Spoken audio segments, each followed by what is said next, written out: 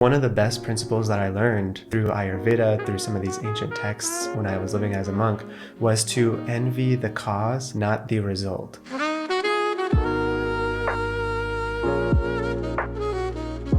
So what do I mean by that? Well, let's say someone has six-pack abs and you're like, oh, I really, wish I had that. I'm just giving random examples here.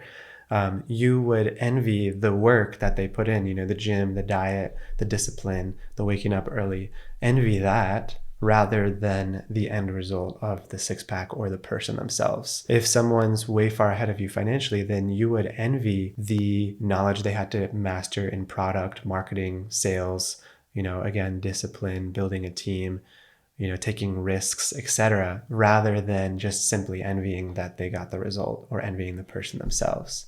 And so you're envying the work rather than the end result. And by envying the work, you gravitate yourself and magnetize yourself towards the work that you know needs doing in order to actualize a particular outcome.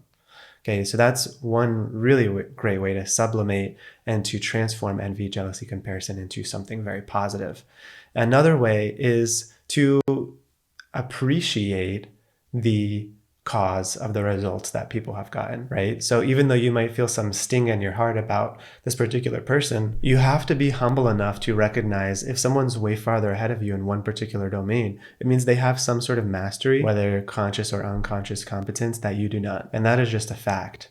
If they have way more followers than you, they have competence that you don't have. If they have way more money than you, they have competence that you don't have. If they weigh more athletic than you, they have competence that you don't have. And so there's something to be learned from that person. And if you're not humble enough to recognize that, you will never become like them. You will never become your own version of what that success would look like for you, because you're not humble enough to receive. You think you already have it all together and that somehow this person just got there by luck or by chance.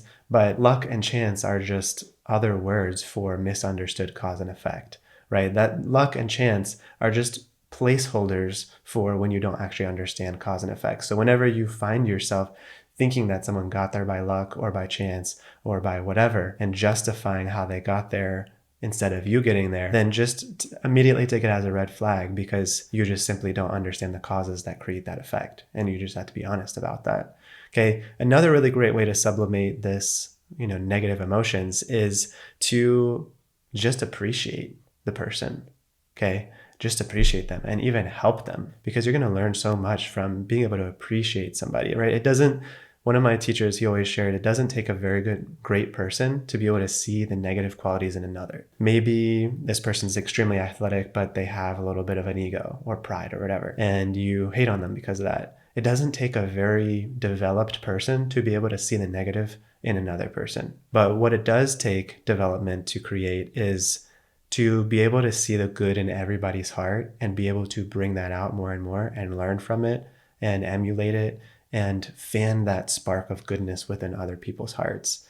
And we can help do that by appreciating the good within them and by assisting them in that goodness that's within them. You'll see that people who are much further ahead, they had to have some level of humility and appreciation for others, or else they wouldn't have gotten to where they are. And having friends in life that are completely non-envious and non-judgmental, that when you win and you win big, they're just genuinely happy for you.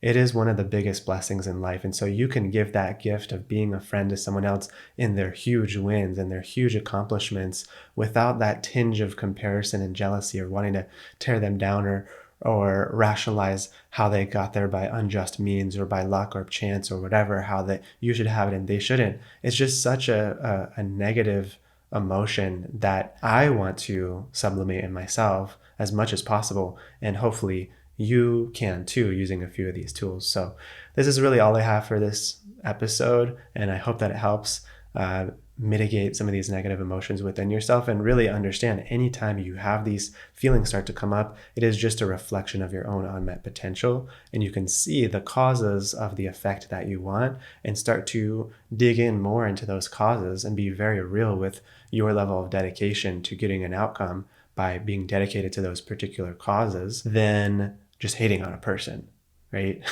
that is the laziest route to go. It's just hating on a person rather than actually doing the work it takes to get the result that you want in life and taking radical responsibility and having no excuses. So hope this helps. Like, comment, subscribe below. I reply to all the comments personally. I would love to read what you think of this video and any tips that you've had as well to overcome these negative feelings.